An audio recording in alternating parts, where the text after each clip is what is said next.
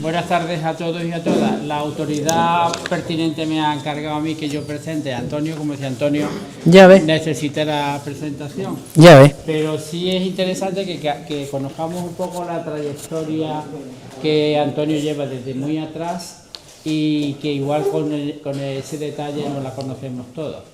Yo tengo la suerte de haber compartido parte de la infancia de los años 60 con Antonio. Nuestros territorios infantiles eran desde la Plaza de Armas hasta Sierra Carbonera, Pasaonda, Los Charcones, en fin. Y como éramos unos niños salvajes, pues la verdad que estábamos todos los días en la calle cogiendo tortugas y serpientes y jugando a los Meblis. A los Meblis. Y él es ligeramente más joven que yo, pero no se nota. Bueno, no tanto. Bueno, me vaya a permitir que lea para que ya no tenga nada de la reseña. Antonio cuenta con una larga trayectoria como escritor, abarcando la investigación histórica, el ensayo, la narrativa y la poesía. Como activista cultural ha comisariado exposiciones, ofrecido conferencias, prologado libros y dirigido programas culturales de distintos tipos, entre ellos seminarios de carácter universitario. Hay que reconocerle que fue pionero en el campo de Gibraltar en los estudios de rescate de la memoria histórica. Aún todavía sigue investigando en ese campo, sacando a la luz fases de la República, la Guerra Civil, la represión, la burguesía de izquierda, el movimiento después de obrero, después de la contienda. Ya hace tiempo también, junto a Juan Gómez Macías, que tenemos aquí entre nosotros, dio a luz los libros de estudio histórico sanroqueño, Albalate, ¿te acuerdas? De memoria Los Pasos Encontrados, de poesía Avalorio y de narrativa Paralelo 36. También se ha ocupado de la edición independiente y dio a la luz Los Cuadernos del Sur y Los Cuadernos Perdidos. Él, como andalucista que todavía es, ¿no? Lanzó el manifiesto Andalucía por una poesía del compromiso, plasmado en los poemarios Crónica Andaluza, y habló de Andalucía, así como la novela La lluvia en verano. También recopiló una colección de artículos periodísticos bajo el título de Escrito en Andalucía. Es una reivindicación que alguna vez hemos hablado, ¿verdad?, la lamentable pérdida del partido andalucista y la opción que significó en su tiempo y que no prosperó o que prosperó demasiado poco. En el periodismo se inició tempranamente, habiendo trabajado para diferentes medios andaluces, entre los últimos Europa Sur y Noticias Gibraltar. También dirigió la revista de estudios históricos sanroqueño LACI, y fue colaborador en el espacio de opinión de radio Algeciras Cadena Ser, así como en la sección de historia en Canal Sur Radio Campo de Gibraltar. Actualmente colaboras con Cuatro Vientos Noticias y Noticias de la Villa. Cronista oficial desde hace una larga andadura, es miembro de la Junta Directiva de la Asociación de la Prensa del Campo de Gibraltar, de la demarcación del Colegio de Periodistas de Andalucía, así como de la sección de Literatura y Periodismo del Instituto de Estudios Campos Gibraltareños. Y en el 24 fue elegido por votación popular con el galardón a la labor cultural en los 9º premios comarcales de Mancomunidad. Y por último, en relación, que no es poco, al mundo del flamenco, que él también ha incursionado, ha publicado un libro de letras, donde habita la claridad, el flamenco contra Franco, y en el ámbito dramático, escénico, el alba es mañana, que aún no está presentado. ¿Y qué es tu primera incursión en el teatro? En el teatro. Muy Bien. modestamente. Muy modestamente. Y no la usa, ¿no, Antonio? Bueno. Bien. Bueno, pues igual hasta se representa aquí próximamente. No lo sé. Ya me estoy despidiendo de todo, o sea que... ¿En serio? Sí. Bueno, pero bueno. Ya de todas maneras, con todo esto te podías sentir satisfecho.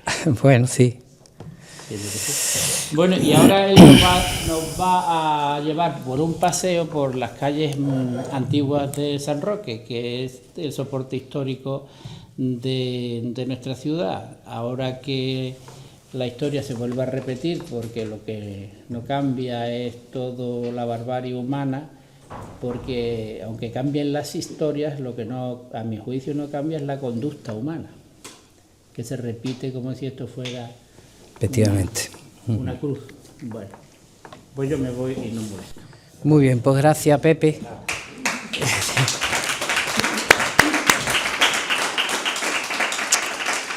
Bueno, pues con motivo del 50 aniversario, que fue el año pasado, de la declaración de conjunto histórico artístico del casco histórico, o sea, del casco antiguo, me dijeron que hablase un poco del tema de las calles antiguas del casco de San Roque. Y bueno, pues yo más o menos hablé de lo que hoy me voy a referir. En realidad lo importante de las calles es, como dice Pepe, lo que hemos vivido, donde comenzaban nuestras aventuras, donde estaban las fronteras y las casas que hemos habitado y las que hemos visitado. Y esa es nuestra historia, nuestra historia de convivencia en un pueblo, ¿no? Yo muchas veces cuando paso por una calle, y lo decía en un libro que escribí sobre el tema de las calles, me pregunto muchas veces pues por la gente que habitaron determinadas casas, las más antiguas, cómo fue su vida y los hechos históricos que también en un momento dado tuvieron lugar, sobre todo en las calles más importantes.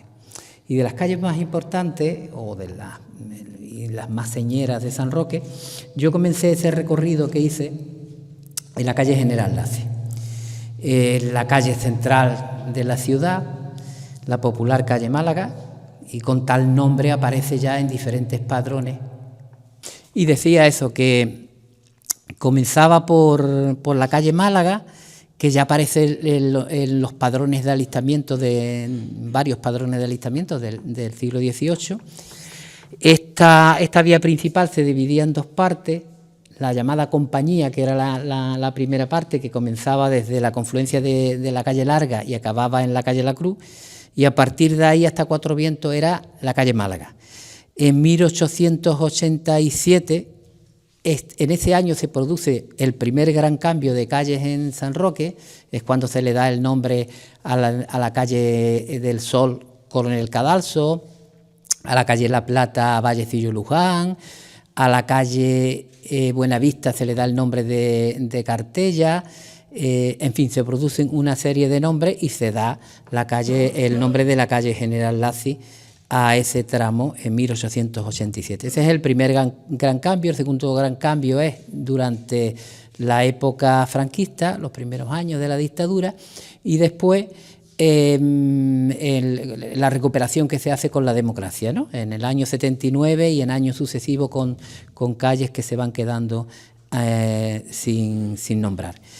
Y bueno, a partir de 1921, la calle Málaga, el último tramo, desde la calle La Cruz, como todo el mundo sabe, hasta Cuatro Vientos, recibe el nombre de Coronel Moscoso. Fue un coronel muy dinámico que hubo aquí en esa época, y en ese año del año 21 marcha a Melilla y en agradecimiento, en reconocimiento, el ayuntamiento le da el nombre a la calle. El problema que tenía San Roque, como tantos pueblos, es que calles no surgían, se reutilizaban en las calles que había, no había otra solución.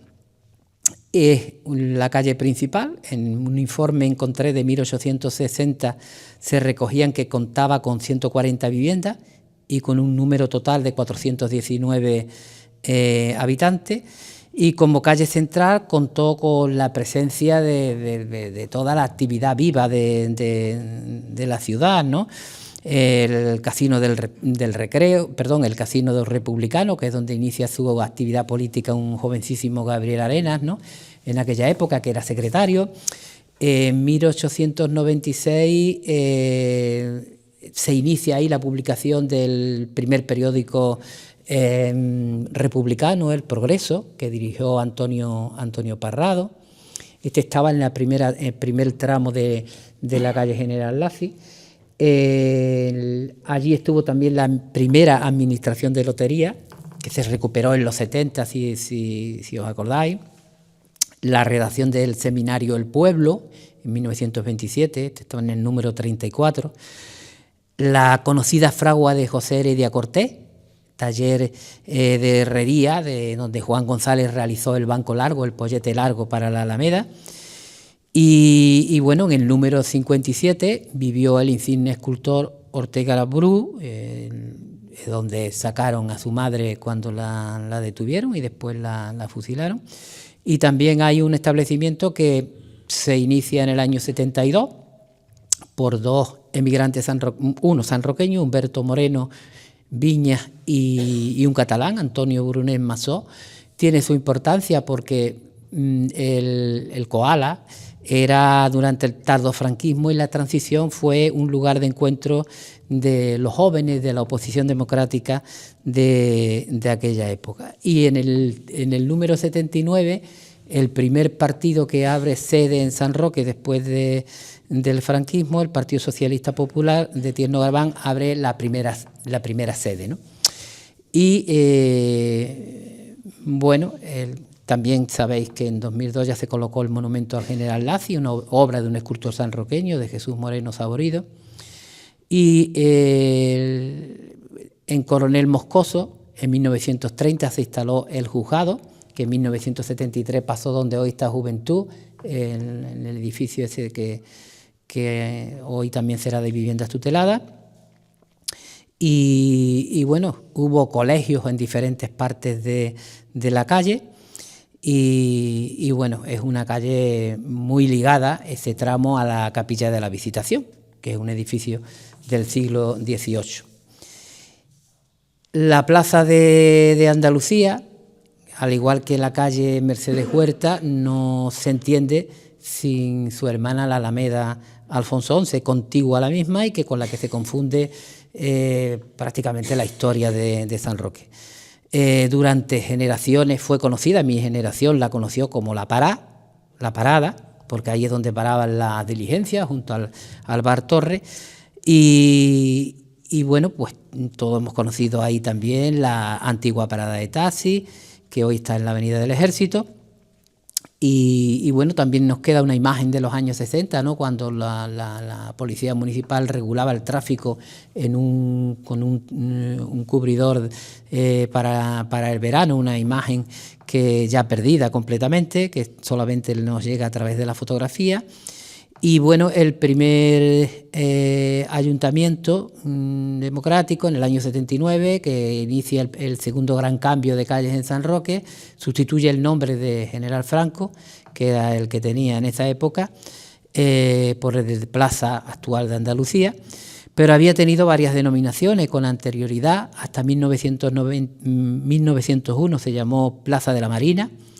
Desde ese año a 1909 del general Weyler, que a principios del siglo visita San Roque, ministro de la Guerra, y desde esa fecha, debido a la visita que realizó en 1909 el rey Alfonso XIII, pues se le dio el nombre de Alfonso XIII. Y ya con la República se le sustituyó por el de Mártires de Jaca.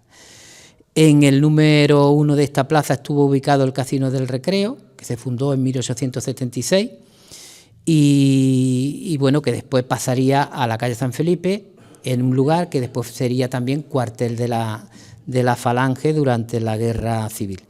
En 1962, en el verano, se rodó en la ciudad parte de la película de Carol Red, El precio de la muerte, siendo tanto el Bar Torre como la plaza parte del escenario de la misma. Y recordaréis los más antiguos, por así decirlo, aquella fuente artificial que se colocó en la Alameda, que hoy se conoce también a través de la fotografía.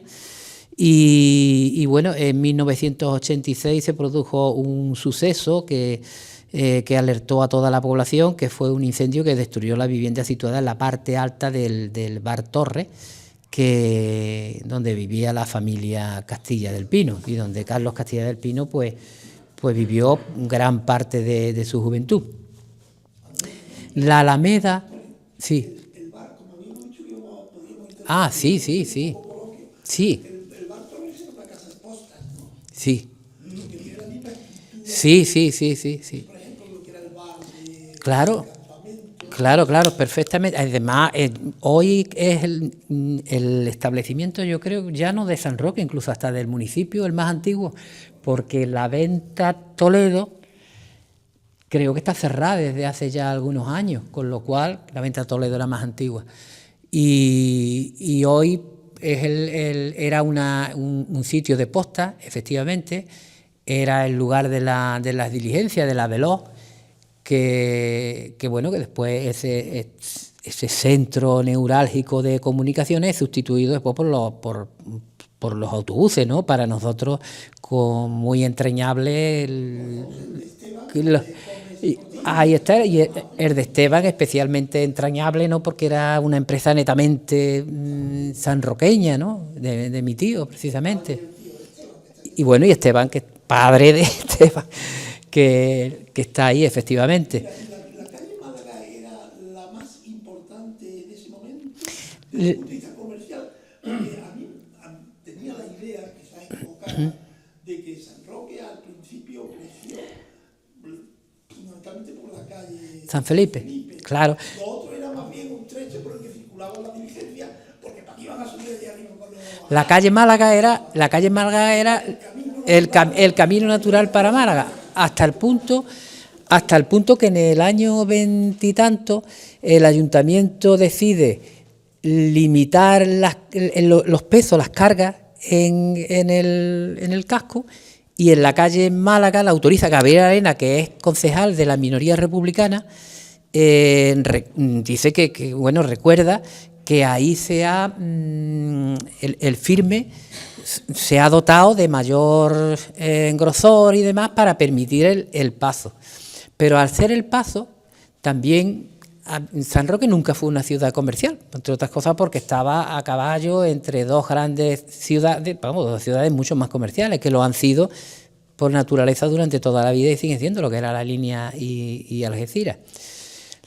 No era la calle principal, digamos, histórica, pero realmente sí tenía un montón de comercio, y en los años 30 tenía un montón de comercio. La calle San Felipe era un poco la calle señorial y de la burguesía. Si os dais cuenta, está construida reservándose del levante, que era el viento más predominante durante muchísimo tiempo, mientras que el barrio más pobre, que era La Colorá, estaba al lado de Levante. Entonces las grandes mansiones, por así decirlo, de San Roque están en la calle San Felipe, que era la gente de dinero que se podía permitir hacerse una casa en un lugar de ese tipo. Es una calle más histórica, porque para todo, desde el rey Alfonso XIII, que sube a caballo, al general Weyler, que sube a caballo también, por ejemplo, o a los levantamientos militares que se manifiestan porque el ayuntamiento estaba arriba. Cada vez que llegaban los liberales, entraban, ponían Plaza de la Constitución en la Plaza de Armas, como nosotros la hemos conocido toda la vida, pues llegaban los absolutistas, la quitaban, y era la calle, la vía principal, hasta los sanroqueños que se refugian en Gibraltar con ocasión de la guerra de la independencia, cuando superan en la cuarentena que hacen en lo que se llama la zona neutral, en la ciudad de los trapos, que decía Lorenzo Valverde, porque eran todos chabolas y demás de trapos hechas. Cuando suben por ahí, por la calle San Felipe, porque en la calle por antonomasia, la principal, históricamente la principal, pero ahí no había tantos establecimientos. Sí es verdad que había dos bares importantes, uno que trasciende al siglo XX Pero el pequeño comercio, un pequeño comercio se situaba en la calle Málaga. Era el lugar de paso, pero era el lugar de paso de caballería, que paraban, que se quedaban en una fonda, o compraban tela, o compraban ultramarinos, como se llamaba, y bueno, yo creo que tiene una carga histórica más importante la calle San Felipe y una carga más comercial la calle Málaga. Pero la calle Málaga entendida hasta el final, ¿no? A todo el recorrido hasta Cuatro Vientos. Estaba la Posada del Toro, que estaba al final. Claro, y además estaba el teatro. Estaba el teatro que bueno, que hay unas crónicas en los periódicos antiguos del teatro. Claro, no había luz eléctrica, decía, pues es que para llegar al teatro en pleno invierno, en días de tormenta y demás, pero había mucha afición al teatro. Hasta que después se hace, al final de la calle Coronel Moscoso ya sería, ¿no? Ya sería Coronel Moscoso. Estaba el teatro y por detrás, justamente en la calle Posada del Toro, estaba la posada. La Posada del Toro, la gente venía a caballo. Cuando venía, por ejemplo, sí. ¿Y la fábrica de harina? Es verdad, la fábrica de harina. La fábrica de harina se hizo en el solar del teatro. Claro, era de Domínguez, ¿no? De mi familia. De tu familia, claro. Y la Posada del Toro era enorme. Tenía dos entradas. Tenía una entrada por la calle de Málaga, prácticamente pues en la espalda de la parte Sí. de lo que era la parte de detrás. Y tenía una entrada por la Posada del Toro. Era enorme. Yo, como iba a la fábrica mucho, Pues la conocías, claro. entré muchas veces a la Posada del Toro. Sí. Hubo un incendio, sí. No, esos son los juzgados que la he dicho. Sí, los juzgados.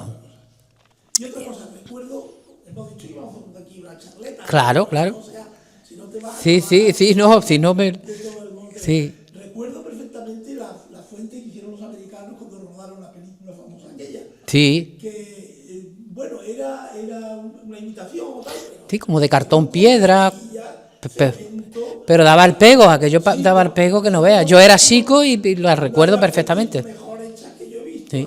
Y la cantidad de burros que contrataron, yo creo que se pasaron, porque ya no, eso no era un pueblo típico, era, bueno, Esteban, que es un cinéfilo, lo corroborará mejor que uno, pero es que yo creo que esas imágenes, ¿verdad?, de tantos burros pasando, ¿Y tú te acuerdas era horroroso.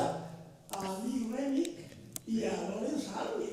Sí, yo le conté una anécdota muy curiosa, que por las tardes, cuando estaban de descanso de rodaje, tu hermano Pepe y yo, y tú sabes, la gente que vivíamos allí en aquella época, pues nos poníamos sentados a ver el trapicheo que había allí en la calle. Y uno de los actores, que era Alan Bates, hablaba un poquito español, y entonces el personaje de la película era, si la película, la película no es tan mala como la gente dice, ¿no? La película está bastante bien. Y el personaje se llamaba Stephen, que es mi nombre. Sí. Y entonces, pues, llegaba aquí y nos traía unos chocolatitos, unos caramelos, nosotros éramos niños, yo tenía 13 años cuando se rodó la película. Y me acuerdo que nos preguntaba el nombre de tu hermano. Yo me llamo Pepe, muy grande, hablando muy fuerte, porque claro, nosotros no queríamos que hablando más fuerte no entendíamos más. Yo me llamo Pepe, y yo Esteban, y claro, él en la película es Steve. Claro. Y digo, te llamas como yo. Bueno, pues te voy a dar otro chocolate. Y Lee Remy, que era guapísimo. Sí.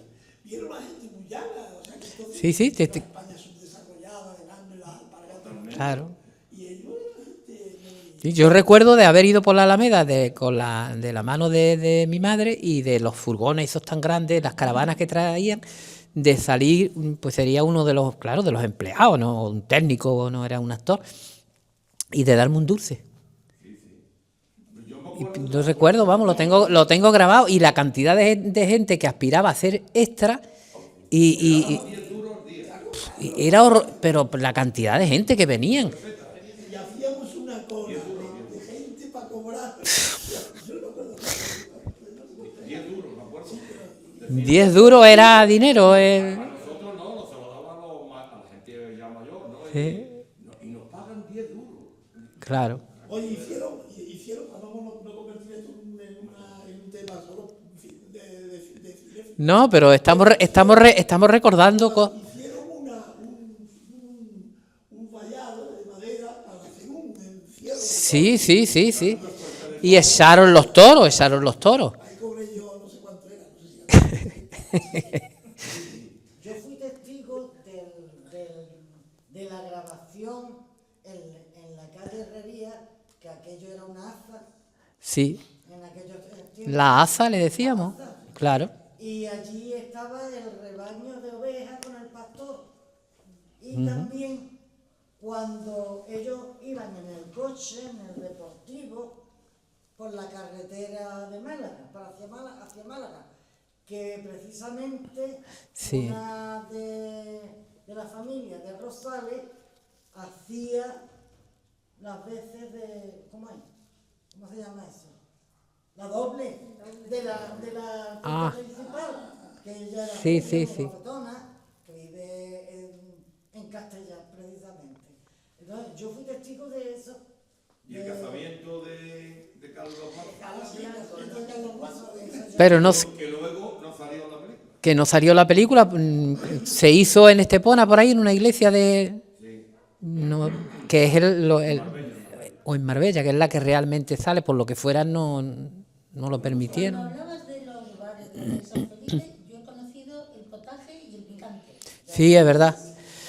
No, yo me refería anterior. Había uno, el Bar Espinosa, que era muy conocido, muy carnavalero en la época de los años 20, de esa época. A final de toda la... Bueno, sí, también, pero ya más, sí, claro, no, yo me refería a bares más antiguos, claro, más antiguos, que yo no los he conocido siquiera, vamos. Antonio, la anécdota que contaba Curro Gitano, que era muy gracioso, y dice que el bar picante llegaba ahí un moro y le ponían la tapa y siempre le tocaba la cola a la cola. Y yo decía, ¿qué? Y el jurel, la cola hacía 3 trozos. Y ya un día el moro, el camarero que había allí se llamaba Picoloro. Picoloro, ¿No te suena el Picoloro? me suena, sí, En un tabernario sí, oscuro, lúgubre, ya ves. era tremendo comer aquello.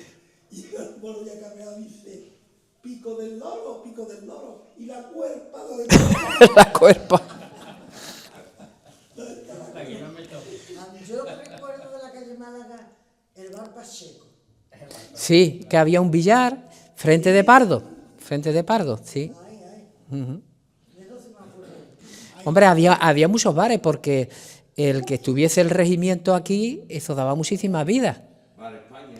Claro, yo recuerdo cuando salían los soldados, había montones de mesas, de veladores por todos lados, el Picante, el Leocadio mismamente, todos los bares, porque bueno, no, los soldados no tenían dinero tampoco para desplazarse ni nada de eso, hacían vida en el pueblo. Pero cada año venían 1000, ¿no? Me parece que eran casi 1000. Venían hasta más de 1000, porque este era, bueno, hombre, era un regimiento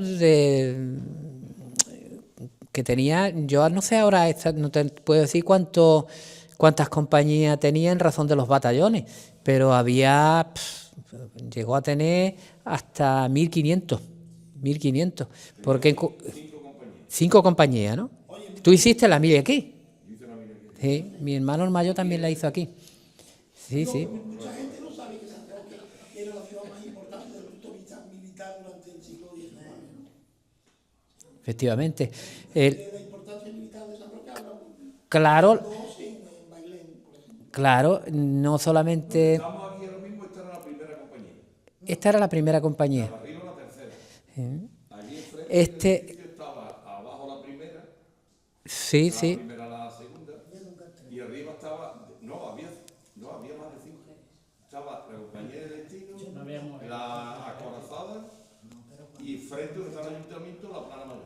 La plana mayor. Bueno, yo no hice la mil aquí, pero mi hermano, el mayor, la hizo. Y de la importancia militar de San Roque era, bueno, tenía relieve, porque no solamente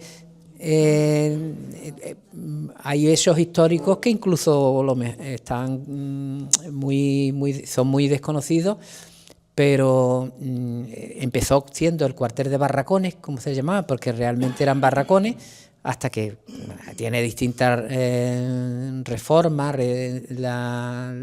se reconstruye el cuartel, pero, por ejemplo, fue parte de la retaguardia de la guerra de África de 1859 a 1860, y estaba el cuartel, el hospital de sangre, como se llamaban los hospitales militares, estaba aquí, y el pintor Fortuny, que estuvo aquí en San Roque, hizo varios dibujos de los heridos en las camas y demás.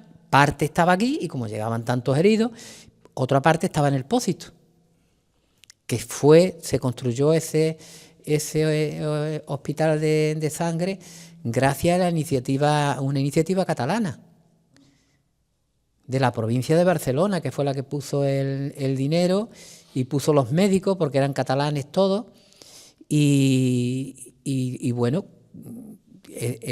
cuando el hospital se fue, las camas pasaron al Hospital de Caridad de San Roque y fueron muy benefactores. El pueblo estaba muy, muy agradecido a lo que hicieron ellos aquí. Por eso digo que militarmente fue muy importante. Sí, bueno, claro. Mira, Salustiano del Campo, que como todo el mundo sabe era sociólogo Sí. y muy ilustrado, decía que San Roque tenía un pozo cultural muy importante, fundamentalmente derivado del hecho de que una potente burguesía militar había vivido en San Roque, y claro, los hijos de los militares tenían una situación cultural y económica superior al resto de la población. Claro, y ha dado... Me voy a retrotraer al juzgado. Sí. En el juzgado de San Roque se vieron los casos de casas viejas, ¿acordáis, no? El año... Sí, de Casas Viejas. Se hicieron aquí en el juzgado de San Roque. No lo leí no hace mucho tiempo, que no lo sabía. Así que, A mí me lo han dicho, pero yo no he encontrado... Sí. también era cabeza del partido, pues sería más importante San Roque. No lo sé, no lo sé. Sí sé que cuando el hundimiento de la Utopía sí lo hizo San Roque, porque bueno, fue prácticamente en la línea, ¿no? Casi todos los cadáveres aparecieron en las playas de la línea y demás. Pero de Casas Viejas yo no tengo, sí lo he escuchado, pero yo no he encontrado ningún documento fehaciente en torno a eso. Sí, hay J. Sender, estuve leyendo en internet sobre el Sí. caso de los sucesos de Casas Viejas Pero no aquí, y aquí. que los detenidos, los que no fueron, digamos, fusilados, Sí. se juzgaron aquí en San Roque. puede ser. Sabía, yo tampoco lo sabía. Sí, yo no tengo documentación, no sé. En Cádiz hubo un juzgado especial Sí, en y Cádiz allí también. y hubo un seguimiento muy grande de los juicios. Y J. Sender nos dice, Sender estuvo claro, por eso no menciona San Roque. pero era en Cádiz. Yo de aquí de No menciona San Roque y J. Sender, no sé si a lo mejor se dio el caso de que... A ver si lo recupero y te lo paso. Sí, puede... Sí, pásamelo, vamos, yo no encontré... Sí, claro, porque además es que de Casas Viejas era de Medina, claro. Bueno, hay muchos procedimientos judiciales que se instituyen en un juzgado como este y se juzgan uno de los Sí, bueno, sí. O sea, que eso pudo ocurrir perfectamente, ¿no? No es una contradicción, pudo haber. En realidad estaba tan imbricado la vida militar en San Roque, que cuando, con la reducción que se hace con la ley de Azaña, el regimiento desaparece prácticamente, hasta que viene después la Extremadura 15, después empiezan a venir, a incorporarse a algunas fuerzas, pero los primeros interesados en que se mantenga es el Ayuntamiento Republicano, que además hace una recogida de firmas y viaja expresamente a Cádiz a hablar con las autoridades militares de Cádiz para que continúen la fuerza militar aquí, porque entienden que bueno, que eso le daba, era la vida del pueblo, y más y en aquella época, pero es que además había una función social del ejército aquí en San Roque, y era que el rancho se repartía todos los días a la gente menesterosa. Venían y se le daba ¿Tú la has vivido incluso eso? O sea, hasta tiempo también. O sea que se servía en la comida. Sí, sí. Sí, por eso te digo que había una función, bueno, pues de ayuda en el contexto de lo que era la sociedad de la época, ¿no? Y por eso dicen, los republicanos sanroqueños, que además eran gente muy lista, y era una clase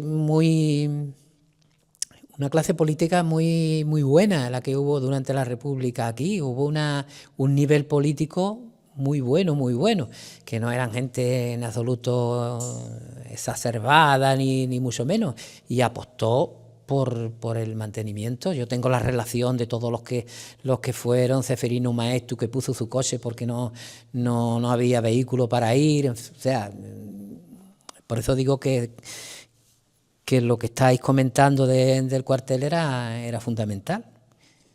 Hoy la única fuerza es la de campamento, ¿no? La que está en Turquía destacada. Pues eso más o menos, bueno, de la Alameda poco puedo ya decir que vosotros también habéis comentado. En realidad la Alameda, como tal, Alameda se inicia en 1831, que es cuando se plantan el corregidor Julián Ortega, que es el que tiene la iniciativa, se plantan los árboles de los álamos, y negros y blancos, 300 que se plantaron, y bueno, se ensancharon los caminos para que pudieran pasar los caballos. Y bueno, de la Alameda puedo decir poco, porque es el lugar de encuentro de generaciones de sanroqueños. Después se le añadió el nombre de Alfonso XI, del rey castellano que murió frente a Gibraltar, y que se hizo, bueno, en el año 50 se cumplían, si no me equivoco, los 600 años de la muerte, y una iniciativa de Domingo de Mena para que se le diese ese nombre, que finalmente, bueno, no le hicieron mucho caso. Él insistió, y finalmente hasta 1971 pues no se le reconoce de manera ya oficial, aunque había un acuerdo de 10 años antes. Y en un interín de eso también pues se le da el nombre del gobernador civil. Eso era muy propio, ¿no?, de dar el nombre de los militares del régimen, del gobernador civil Carlos María Rodríguez de Valcárcel, que si ya era difícil y no aceptado llamarle Alfonso XI entre los sanroqueños, pues el Carlos María Rodríguez de Valcárcel, pues todavía más complicado, que era el gobernador civil de la provincia de Cádiz en ese momento. Y artículo de una presunta historiadora. Sí. Y ¿te acuerdas? Te lo hice yo ver. Y decía que Alfonso XI había muerto guerreando, vestido con su armadura. Sí. Y que murió de enfermedad, murió de la peste. Claro, de la peste. Murió en brazos de Leonor de Guzmán. Claro, pero... Y bueno, y en muchos... Dice, murió no, dice frente a Gibraltar. Y... pues sí, bueno, pero más en la cercanía de Gibraltar. Dicen también porque son leyendas urbanas, no hay una ubicación. Bueno, si lees en internet, pues no sé si en la Wikipedia o no sé dónde, te pone que murió en la línea de la Concepción, la línea no existía, ni siquiera el nombre de la línea. Que eso es de cuando nace la línea de contravalación y aparte, y de la Concepción tampoco, porque eso se le añade después, o sea, pues pone que murió en la línea de la Concepción. O en el Pozo del Rey, que dicen también, porque no, yo no creo que el rey estuviera en primera línea, aunque los reyes combatían y demás, pero descansando y eso no iba a estar en primera línea. Pero no... Frente a Gibraltar puede tener una situación. No, pero eso no está. Eso. Claro, pero esas torres que eran vigías y no, se va ahí en un sitio. Que va. Las de Torre Cartagena sí, pero esas torres no. La que derribaron los militares, dices tú, la que cuando pusieron las instalaciones de artillería allí, pues, fue una lástima, desde luego. Y bueno, pues los que habéis vivido ahí, conocéis pasando a la calle San Felipe, bueno, la habéis conocido la ermita, pero la ermita ya en ruinas, que ya dio paso al museo. Claro, y aquello estaba... Sí, no, porque la ermita, claro, porque, bueno, la ermita la derriban en el 57, si no recuerdo mal, y tú no estabas en San Roque siquiera, ¿no? En esa fecha, en el 57 no estabas. O un año, bueno, claro, ni te puedes acordar. Sí, sí. Más para arriba, ¿eh? Que había un poste de la luz y cuando llegaban los municipales, salíamos corriendo. Como los bomberos, como los bomberos, claro. ¿Tú no ves esa farola que hay ahí? Pues hay un poquito más pegada a la pared, había un palo de la luz. Y íbamos a correr y nos tirábamos al palo. Después se hizo la capilla mausoleo, que con su pequeño museo que hubo allí. Y claro, pero aquello no... en el año 60 se colocó la obra de Ortega Bru, que ahora está en el museo, y se colocó el león ibérico, que debió hacerlo Ortega Bru y finalmente lo hizo el escultor Quesada, que era el que estaba de moda. Y bueno, ya ha pasado al museo actual, ¿no? El león ibérico. El león ibérico está de cara a la pared. Sí. Decían que tenía el culo Para afuera. Sí. ¿Te acuerdas? Y había una cancioncilla que les contaban, ¿no? ¿Cómo era? Había como una canción que decía de algo referente a la posición del león con el culo hacia... Sí. Fernando, lo primero que ve son los huevos de león para la pared. Yo siempre, a mí me sorprendía verlo, porque han puesto el león en esa posición, porque no lo han puesto de cara a la calle. Claro, y allí muy cerca, en el año 1900, es donde el toro de la soga, el toro del aguardiente, mata al policía municipal Tudela Manzorro. Justamente al lado de la puerta de la ermita. Allí es donde lo corneó y bueno, muere al día siguiente. Sí, bueno, la verja que hay ahora, donde justamente está, es la que estaba, esa la ha recuperado el ayuntamiento. La ha recuperado, la restauró y bueno, está muy bien. Estaba correo y telégrafo también, que era, bueno, correo y telégrafo era centros oficiales, ¿no?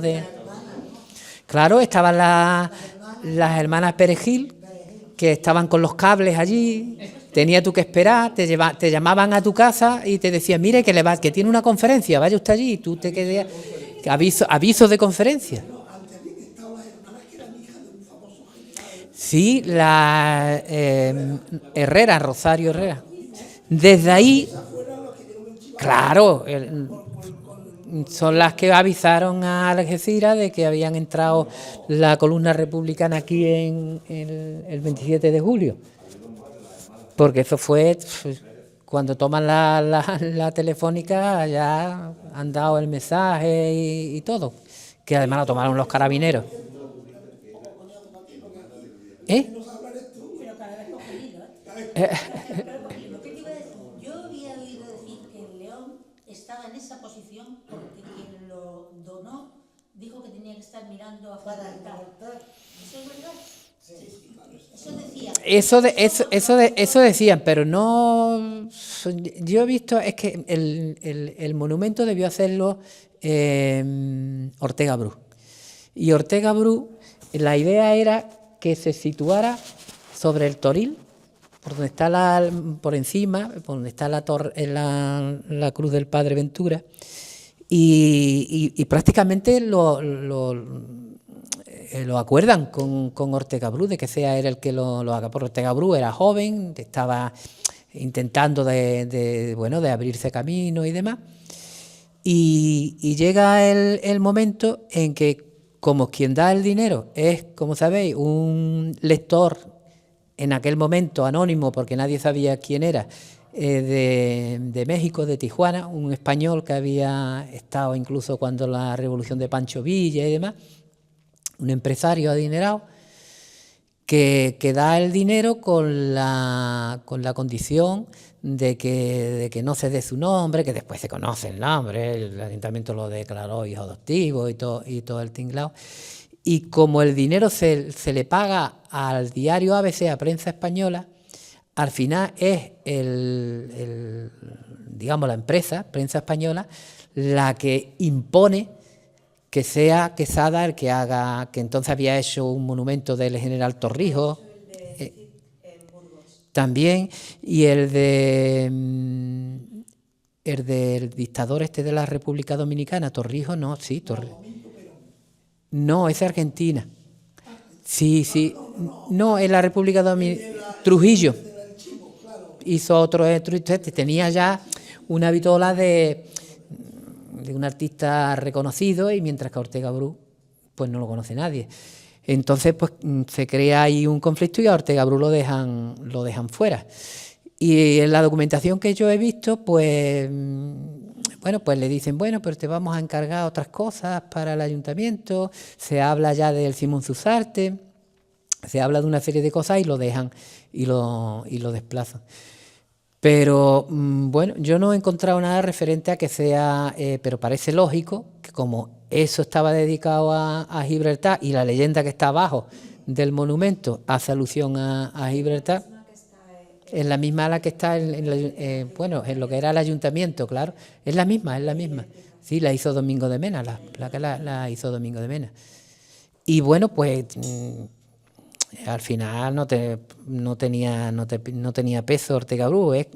Lo conoce la gente muy poco, todo lo que el entorno que se produjo cuando se encargó el monumento, ¿no? Que no se coloca hasta el 60, pero se está hablando desde el 55 del monumento, y todo en realidad es a lo que queda reducido un proyecto que tenía Domingo de Mena en los años 20, que se llamaba el Parque de los Sitios, que era lo que hoy, con lo que hoy conocemos, sería un parque temático.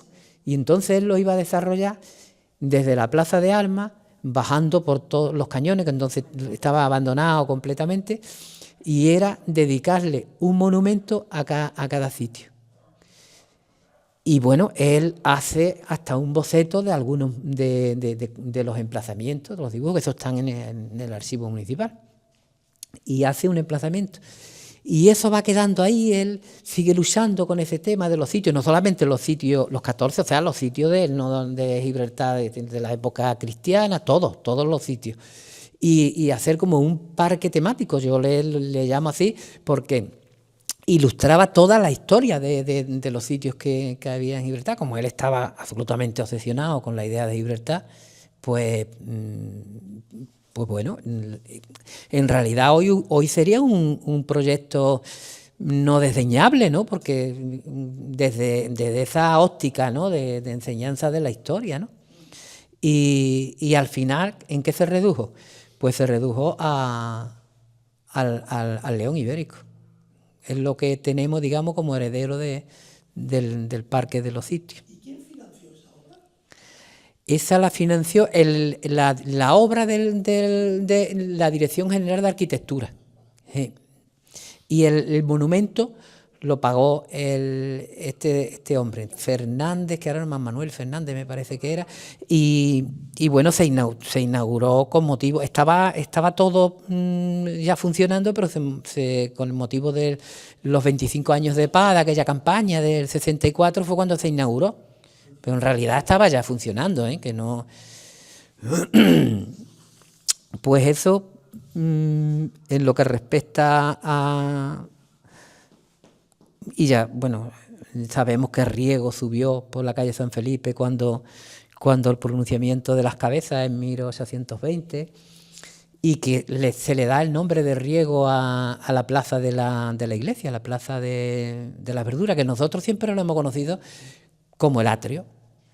El atrio, nosotros a la plaza no le decíamos ni plaza, le hemos dicho siempre el atrio. Como estaba el atrio allí, pues vamos a vernos en el atrio, vamos a jugar en el atrio. Y bueno, eso se va a perder, porque ya las generaciones no lo conocen con ese nombre, y a lo mejor tendría que haber algo. No, es que no, nada, es que ni se podría jugar, porque hoy con los coches es imposible, porque antes jugábamos, por ejemplo, en la plazoleta Los Caballos, como decíamos, que es la Plaza Espartero, y se jugaba de punta a punta, y no es que no hubiese un coche aparcado, es que no pasaba un coche. Es que no, había coches, es que no pasaba un coche. Y tú jugabas la pelota y te podía tirar horas jugando al fútbol. Vamos, por lo menos los que tenemos ya una cierta edad los recordamos eso. Yo me acuerdo de cuando éramos niños, yo ya vivía en la calle Tambor, esquina con Herrería, y cuando estaban los campeonatos de tenis, que estaba Santana. Sí, la época esa, En vez de verlo en la televisión, todo el mundo se iba a la calle a jugar. Y allí nos pasaba un coche así de vez en cuando, pero... Sí, es que era así, ¿no? Todos los años 60 y pico. Y pasaba un coche, pues todos los niños en las calles a jugar. Claro. Hasta las tantas. La fábrica de vegetales, si la recordáis, aquella zona de Cimo Zuzarte, yo me crié por allí. Y además lo que hemos... Y lo que hemos dicho respecto de las calles, que al final se imponen los nombres de toda la vida, porque se llamaba la calle San Felipe por la ermita, ni cuando se le da el nombre de José Antonio, hombre, oficialmente, claro, los escritos y todo eso, o cuando en 1911 se le da a José Luis de Torres, que fue un diputado conservador, y le dan el nombre, y además crea una polémica en el seno del ayuntamiento con unas discusiones increíbles, porque la gente no quiere darle el nombre de ningún político a la calle en aquella época, y siempre pues hasta que... Yo todavía me estoy preguntando a la calle Málaga, si la conocemos todos como calle Málaga, ¿por qué todavía mantenemos calle General Laci y calle General Moscoso? Que apenas nadie los conoce así. Porque yo le pregunto, por la estatua de calle, y nadie sabe decirme de quién es la estatua que hay allí, que es General Laci. Pues nadie. Claro, pero eso pasa como con la calle Almoraima, que ahí sí que acertó el ayuntamiento cuando unificó el nombre, porque tú sabes que había tres tramos, el de Ojeda Martín, que Ojeda Martín sí se merecía una calle, como diputado que fue de finales del 19 y parte del 20 hasta 1911, creo que fue senador.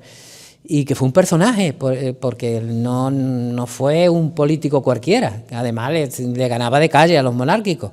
Era un tío, además, con una cultura inmensa. ¿Es donde está el centro?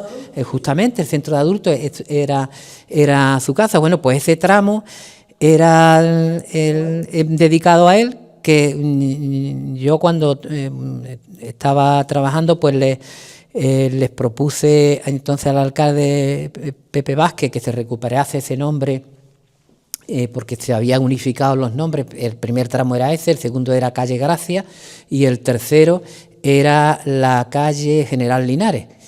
Y se unificaron, que era lo lógico, que se diera el nombre de Almoraima. Almoraima, que se llamaba por el convento de los mercedarios que estaba justamente al lado, en la calle Los Escaloncitos. Bueno, pues se le dio el nombre de Ojeda Martín a una de las calles nuevas que se abrieron por aquí y se recuperó, por lo menos se recuperó ese nombre, pero eso siempre ha sido la calle Almoraima. Para nosotros siempre ha sido la calle Almoraima, que era cuando cogían los mercedarios de allí. Y la calle Los Escaloncitos igual. Es que se debiera de llamar calle Los Escaloncitos. Antonio, para un historiador que cambien los nombres de las calles tiene que ser muy difícil luego seguir el hilo de las cosas, ¿no? Bueno, yo no me considero historiador, me considero un simple investigador, pero cambiar los nombres, yo creo que lo bonito es mantener los nombres antiguos, populares. Bueno, es que la calle que se le dio el nombre de General Linares en el siglo XVIII se llamaba la calle del Amparo. Qué bonito. Igual que la calle Consuelo, por ejemplo, o la calle, yo qué sé, nombres de calle, la calle Tesoro. Pues yo no sé si allí habría un tesoro, mataron a alguien por robarle o yo qué sé, pero son los nombres que aparecen en el siglo XVIII de las primeras calles que hay en San Roque.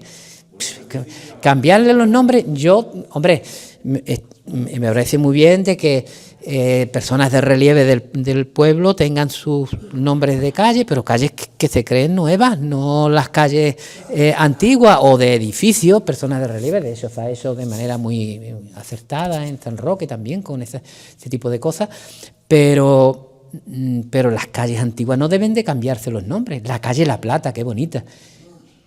Se llama Vallecillo Luján. Sí, Vallecillo Luján fue un personaje del siglo XIX, un auténtico experto en ordenanzas militares, que asesoró a la Primera República, todo ese tipo de cosas. Bueno, pues vamos a buscarle otro espacio, porque claro, en aquel momento se justificaba más, porque al fin y al cabo no había calles, y dice, bueno, la calle La Plata, por la calle La Plata, pues la gente le sigue llamando la calle La Plata.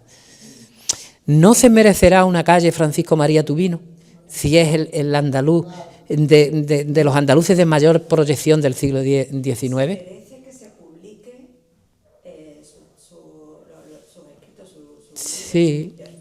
Bueno, estando Juan al cargo de la Delegación de Cultura, se publicó Estudios Contemporáneos. Claro, y la calle Algeciras es una calle del siglo XVIII, ya se llamaba Algeciras, y además él en algunos sitios aparece como barrio de Algeciras, como barrio de Algeciras de San Roque me vengo a referir, pero además es una calle absolutamente donde está la población gitana de San Roque, donde el flamenco con Perico Montoya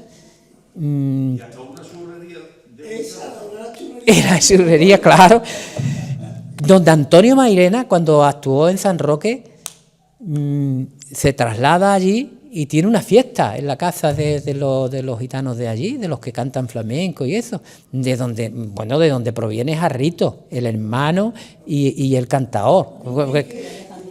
Que bueno, que Jarrito es el cantaor de mayor proyección que tiene San Roque, por lo menos el más internacional, porque además fue el pionero de difundir el flamenco en Japón. Y es en ese cogollo. Bueno, la calle Algeciras también estuvo el juzgado en otro tiempo, en los años 20, pero era... ¿Sí? ¿Donde vive Lazarete? Sí. Sí, y por eso que son, pues, no se merecerá una calle Francisco María Tubino, se le puso en 1888, que es cuando muere. Y está muy bien que se le reconociera, pero esta es la calle Algeciras de toda la vida de Dios. la calle Algeciras de toda la vida de Dios. A lo mejor ya la gente más joven pues no la va a conocer como calle Algeciras. Sí la conocéis. Pues yo me alegro que la conozca. Pero, hombre, pero Francisco María Tubino... Digo que Perico Montoya cantaba bulería, era un letrista, además. Sí. Claro, pero y Perico Montoya porque es de una época que él no se dedicó, digamos, de manera profesional, pero Perico Montoya...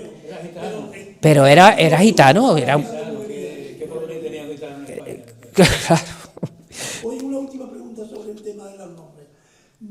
Siempre he entendido que tanto la ermita de San Felipe como la calle de San Felipe se llaman así por Felipe V de Anjou. No. ¿Cómo que no? San Felipe Neri. No. San Felipe Neri. Ya, pero se le puso Felipe porque Felipe de Anjou era el rey. Ya en 1722 estaba la ermita, sobre esa fecha estaba construida y detrás había un pequeño cementerio, porque hay un documento que lo acredita. Hemos visto nosotros Son los jueces. Me acuerdo yo que entramos nosotros allí. Y los huesos que yo flotando. Yo no la he conocido, la ermita, yo no la he conocido. La cogíamos nosotros, la pintábamos. Sí. A ver, dime lo de Felipe de Anjou. Sí, yo no estoy seguro de que eso sea así, pero parece que tiene cierta lógica, ¿no? Hombre, cuando se le pone a una... Cuando reza, Claro. no se pone al San Juan de por... Claro, lo que pasa es que no hay ninguna de las actas capitulares donde haya no hay ninguna acta capitular de esa época donde se refleje que sea así, pero bueno, Enrique, San Pablo, todos esos, por los Larios, ¿eh? Por los hijos de los Larios, por los hijos de los... Sí. Parece que es una obviedad que fuese por Felipe, que además por Felipe V, que pues tenía un... Gracias a él estaban aquí la gente. Sí, eso dice, algunos dicen eso, ¿eh? Un detalle que tiene interés, porque además tuvimos la suerte nosotros de nuestras manos. Cuando Daniel Ernest donó aquella cantidad de papeles que procedían de la casa de Domingo de Mena, Sí. encontramos los periódicos. Sí. Por lo menos 2 años tú y yo a organizarlo. Hace unos años, en la casa que yo vivo con mi familia, ahí hubo una imprenta y se editó un periódico, creo que El Loro. Se editó El Perro y El Loro.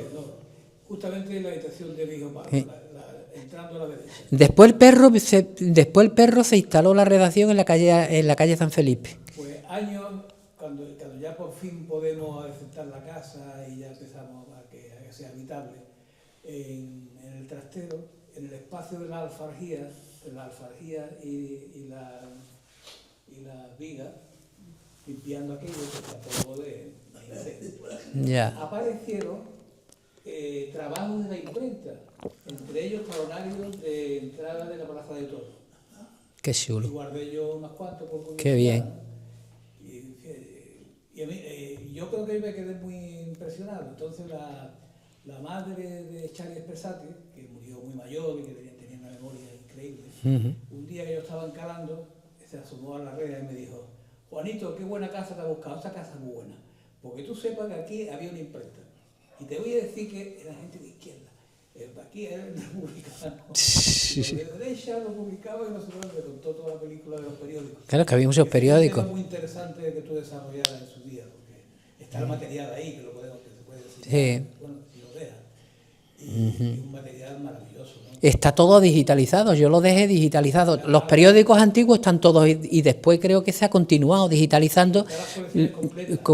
Sí, porque eso es un proyecto que yo tenía así en la cabeza, y era crear una hemeroteca histórica, no del día a día, porque eso era imposible prácticamente, pero sí histórica, y que está creada. Se creó en el 2011 con el nombre de Francisco María Tubino. Digo yo, es el periodista de mayor relieve que ha dado en Andalucía, Andalucía hasta el Roque, y dentro de Andalucía dirigió el periódico más importante de Andalucía, que se llamaba La Andalucía de Sevilla, que llegaba a sacar hasta 3 ediciones diarias, y además es un intelectual de talla, y entonces se le dio y se crearon unos fondos, con eso que está diciendo Juan, más yo doné también otra serie de colecciones que yo tenía y demás, y las que pudimos ir localizando y comprando y demás, y esos fondos están digitalizados, lo que no está todavía puesto a disposición porque no creo que eso va al edificio nuevo de la calle El Sol. En ese edificio es donde se va a instalar. Tengo yo entendido que se va a instalar todo, y una vez que se instale, pues bueno, pues está al servicio de todo el mundo. Desde El Perro, que fue el primer periódico, además muy interesante, las peleas del perro y el loro. Sí, porque bueno, y el loro estaba subvencionado por el ayuntamiento y el perro era el periódico más independiente, y bueno, hay unos artículos muy, muy interesantes, cómo se pelean ellos entre ellos por las informaciones. ¿El perro era el progre? El progre, el perro. Sí.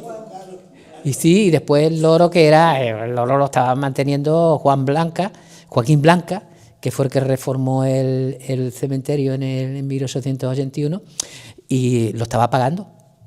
Era el que pagaba el periódico. Y después salió El Murciélago, que iba un poco en la línea también era un periódico nocturno. Sí. Y la campana estaba en la calle Reina, si no recuerdo mal, y tenía la imprenta en la calle Reina. Y la campana sonará cada jueves en esta población, y eso. Es una cosa muy... En esa época todas las casas estaban suscritas a un periódico. Sí. Yo, como ya me pilla un poquito lejos de esa fecha... Pero fíjate que no... Estamos suscritos a la España de Tánger. Sí, sí. Un periódico, entonces dirigía Eduardo Aro Tecley.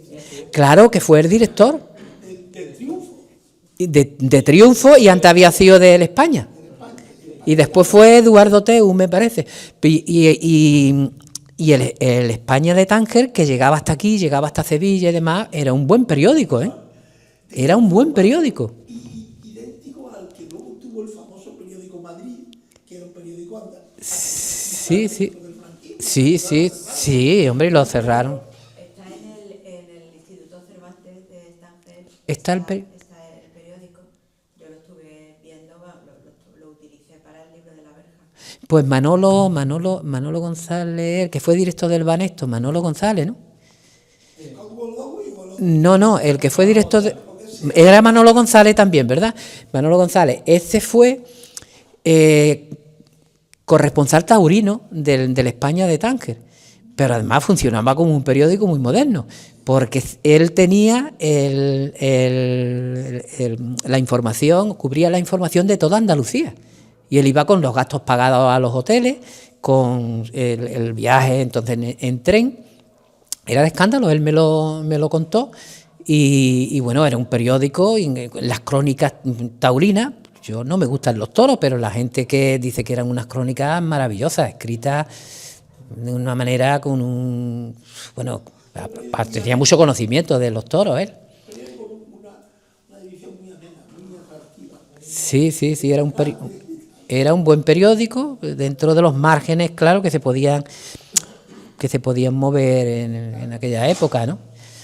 Y bueno, pues yo no sé, yo iba a mencionar alguna calle más, pero bueno, en cualquier caso ya hemos hablado, ¿no? Y yo creo que la Plaza de Armas también, por citar, porque creo que es fundamental, era pues el epicentro de la historia de San Roque, con la parroquia al lado, ante la ermita,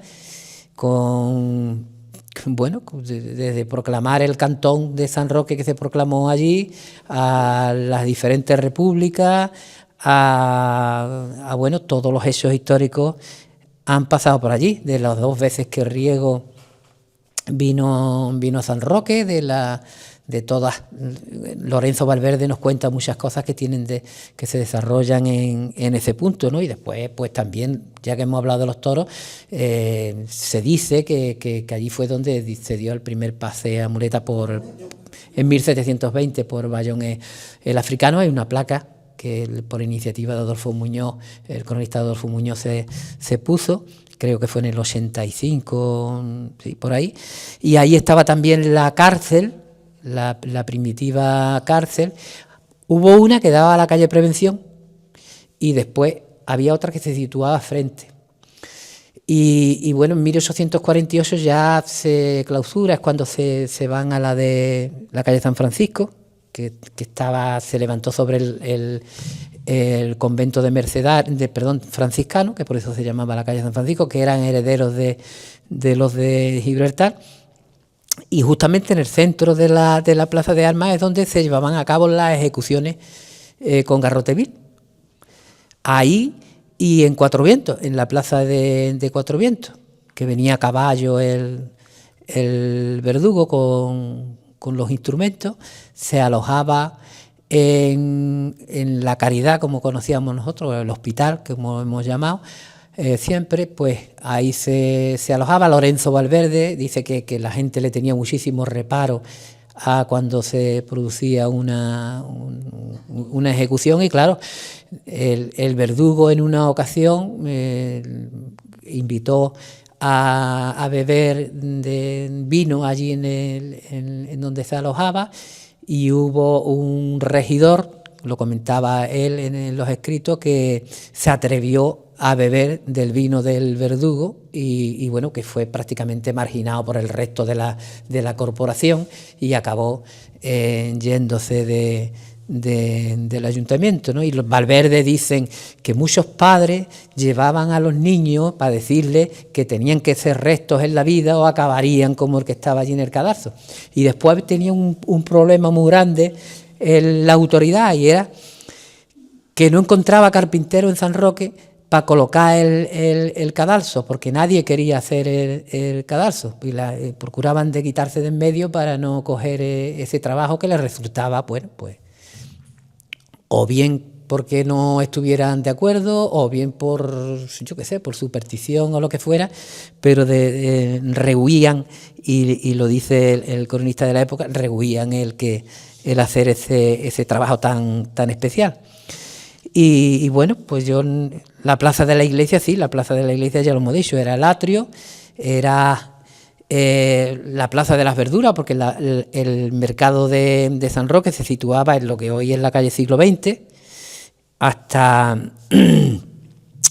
la plaza, que es donde estaba la plaza de las verduras. Y yo muy vagamente recuerdo de ser muy niño, y de haber ido con mi padre.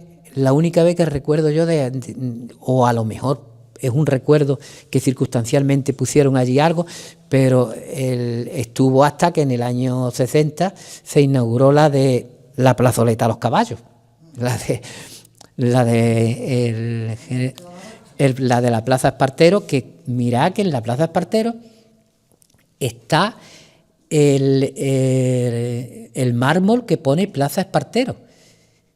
Casi pasa desapercibido, está frente de lo que hoy es el urbanismo, y que yo recuerdo haberlo metido en el inventario de bienes históricos de San Roque para que se conserve, porque igual algún día tiran la casa o lo que sea y acaba perdiéndose.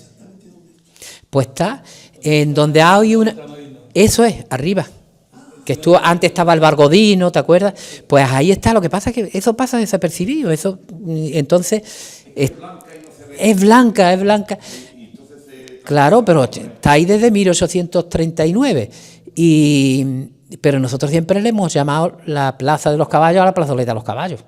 Porque donde está justamente el urbanismo, que hemos conocido el mercado también, había un cuartel de caballería que estaba en el siglo XVIII. Porque ya en época de la República es cuando empiezan el Ayuntamiento republicano a plantearse la construcción de un mercado ahí, que no llega, porque ya, la guerra empieza, pero el proyecto es de esa época, fíjate, ya eso estaba en ruina y ahí no había nada, pero nosotros siempre lo hemos conocido por la plazoleta, los caballos, la plaza de los caballos. Por eso se llama de los caballos. Claro, sí, por el cuartel de caballería que... En la esquina del mercado, ahí estaban los colegios también, Don Andrés, Don Jesús, ahí iban yo a clase cuando... Ahí estaba la... Joaquín Galindo. Y, que han tirado. Que está hablando de la plaza de los caballos. No, yo estoy hablando del mercado. tú estás diciendo de la calle Aurora. De la calle Aurora.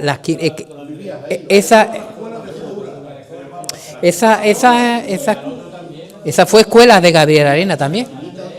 Esa fue antes de todas las escuelas que están diciendo ellos. Estaba en la esquina de la calle Algeciras por la calle siglo XX. Esa era de Don Carlos. Esa era de Don Carlos, tuvo la sede. No, ahí estuvo don Andrés Galache, creo. Andrés y Galache. Y después estaba Paco Manzano, tuvo también, se terminó la carrera, estuvo ahí. Y estaba otro que se llamaba Juan. no me acuerdo. Don Juan. Hablamos de la calle Algeciras. ¿Dónde estaba el Partido Comunista? Algeciras siglo XX. Antes fue de Don Carlos. De ahí ya hicieron los cruzarse la Clarito, y cuando de ahí ya nosotros pasaron éramos chicos, muchos colegios allí. la escuela es La escuela, como yo te estoy diciendo, calle siglo XX con calle Algeciras, que ahí Yo te voy a ahí estaba la escuela de don Andrés. allí que va al mercado. Yo tengo pesadillas. Bueno, y la zona de El padre de la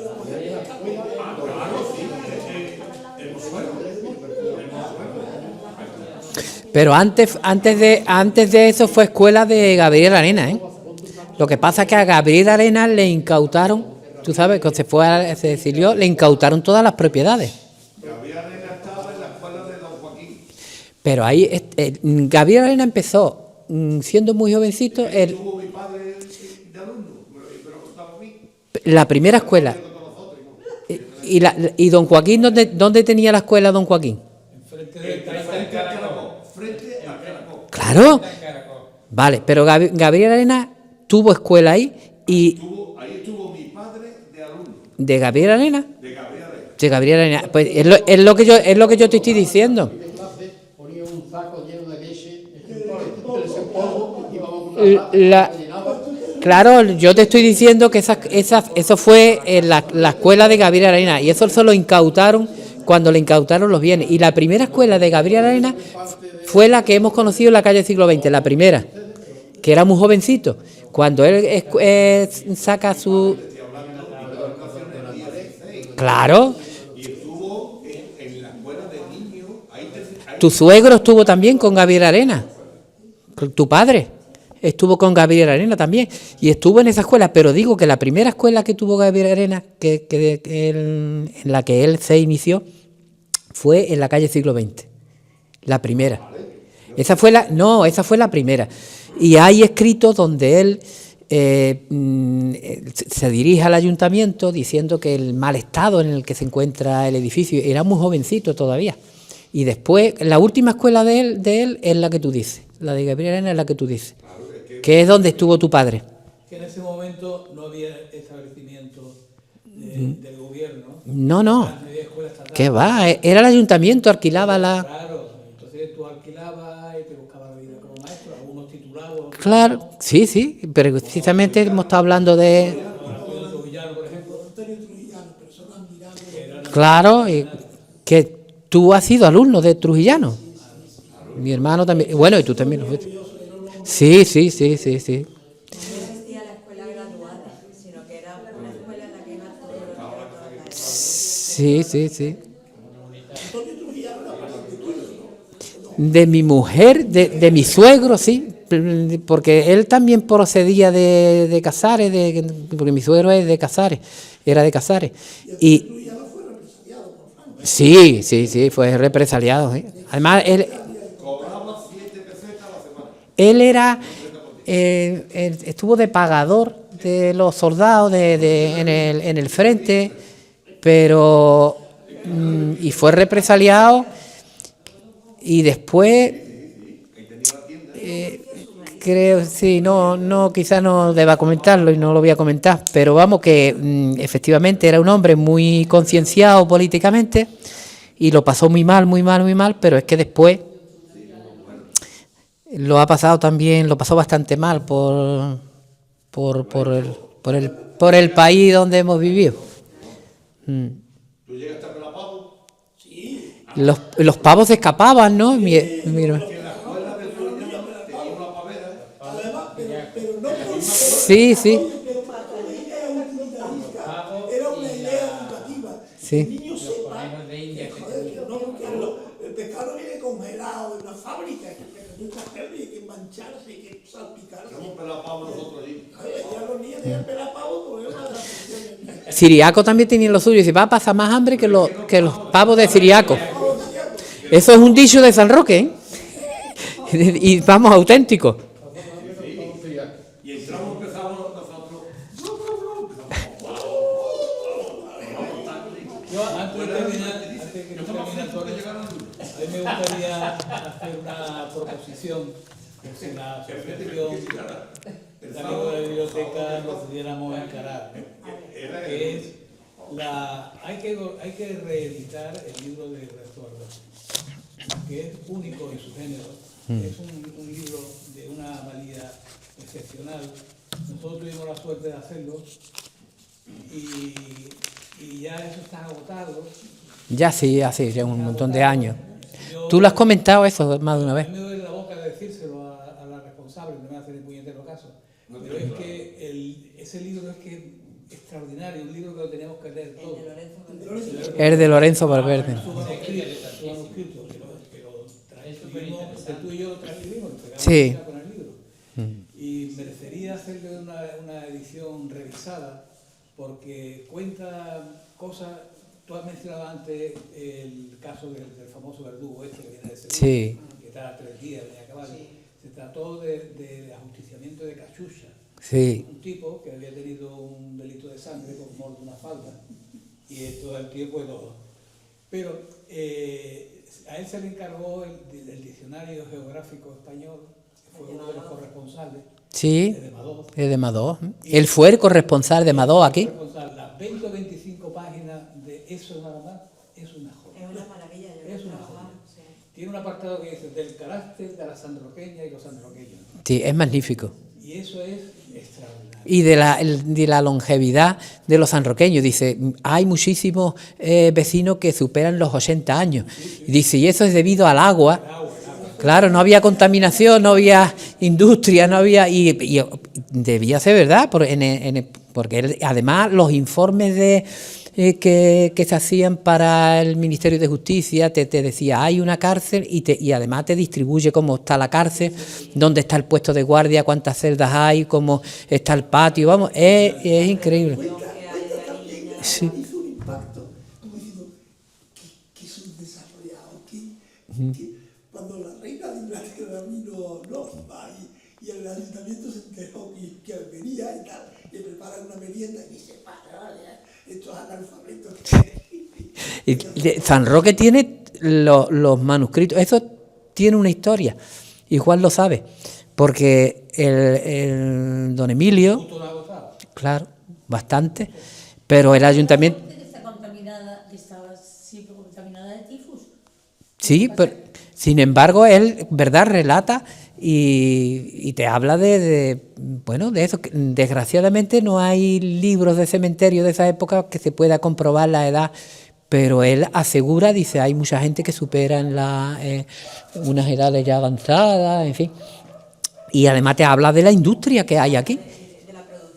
De la producción agrícola, de el sarampión, con el sarampión murieron tantos niños, o sea, es un documento excepcional, pero es que además el ayuntamiento tiene los originales, ¿eh? Pero creo que es el único diario que hay de la vida cotidiana del El único, siglo XIX, parece. el único. Que en España Tiene una historia eso, porque nosotros sabemos de la existencia porque don Emilio, que llegó a tener el documento, el escrito, o sea, el libro que él escribió, la carta histórica, como él dice, la carta histórica. Son 2 libros. Sí, exactamente. La carta histórica pues que la